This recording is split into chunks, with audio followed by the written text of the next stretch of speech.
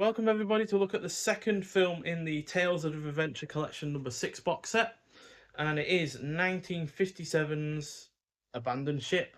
Or should I shout it because it's got an exclamation mark? I won't. Don't want to deafen anyone.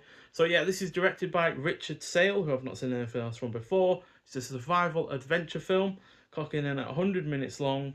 Stars Tyrone Power, who was also in Witness for the Prosecution from the same year as this, as well as Nightmare Alley, the original one from 1947, the 1940 version of the Mark of Zorro, which is highly underrated as far as I'm concerned, as well as Rawhide. Also stars Mai Zetterling, who was in The Witches from 1990. She played the grandma for the lead kid. And she also was in Jetstorm, which is a film that is actually getting released by Imprint, which I'm really looking forward to. I think that's in June or July.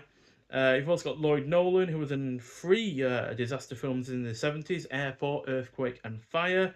And finally, Stephen Boyd, who was the lead in Fantastic Voyage. So, after a massive luxury liner sinks into the ocean when it hits a derelict mine, the ship's officer must command a rickety lifeboat built only for 9 that is stuffed with over 20 desperate and injured passengers.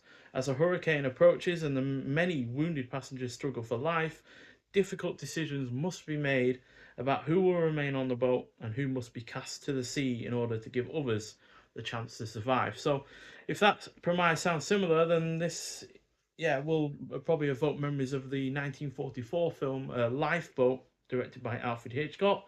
But unlike that film, this is much darker in its tone and also partially based on a real life incident that occurred on the American ship William Brown in 1841. That said, it doesn't have as much production value as Lifeboat, nor is it as well directed. You know, many films would not be as well directed as a Hitchcock film. But that said, it is still engrossing throughout. The cast is good, it is well paced, has some solid tension, poses some thoughtful questions about what you would do in such a situation. Would you sacrifice yourself for the better good of others? And it uses its singular location in an effective manner.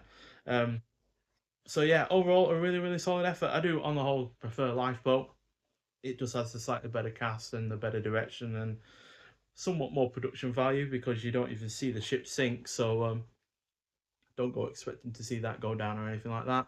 But yeah, it's still overall really rather enjoyable. And yeah, like I said, darker in tone as well. So perhaps a little bit more realistic than Lifeboat was. But yeah, on the whole, a really rather good film and one that I do recommend seeing. I give it 4 out of 5. So yeah, no extras though on this disc, just like there was on I think Counter Attack also had none at all. So yeah, not the most extra heavy. Oh yeah, that had a theatrical trailer, so it did have something on it at least. But yeah, I guess because this is a worldwide debut on Blu-ray, although so was Counter Attack to be honest. I guess it was just hard to find extras to put on it, but still, the 1080p high definition presentation looks really rather good, although it's clearly had no restoration work in it in the main because there are still some elements to it that are a little bit iffy in terms of the picture quality. But the sound is fine and yeah, easy to understand everybody, and it does have optional English subtitles as well on it. So if you need them, they're there for you. So that's all good. So but yeah, nonetheless, thank you for watching. If you have seen this film before, I'd like to hear your thoughts on it, and I'll see you in the next one. Bye.